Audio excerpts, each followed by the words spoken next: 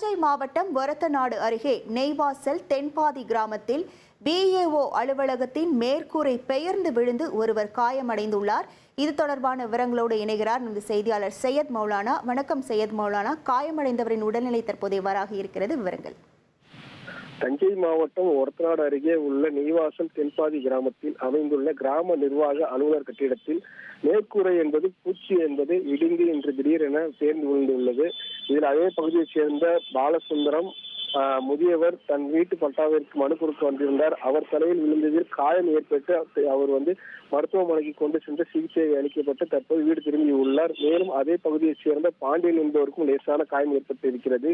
நெய்வாசல் தென்பாதி கிராம அலுவலகம் கடந்த 2001ஆம் ஆண்டு கட்டப்பட்டது. தொடர் மழை பெய்த காரணமாகவே ஏற்கனவே இந்த கட்டிடம் நன்கு ஊறி இருந்ததாக கூறப்பட்டிருக்கிறது. இங்கு கிராம நிர்வாக அலுவலராக நடராஜன் என்பவர் பணியில் இருந்து வருகிறார். கிராம நிர்வாக அலுவலகத்திற்கு மனு கொடுக்க சென்ற இடத்தில் மேற்கூரை தேர்ந்து விழுந்து தலையில் காயம் ஏற்பட்ட சம்பவம் ஒரு பெரிய பரபரப்பை ஏற்படுத்தியிருக்கிறது.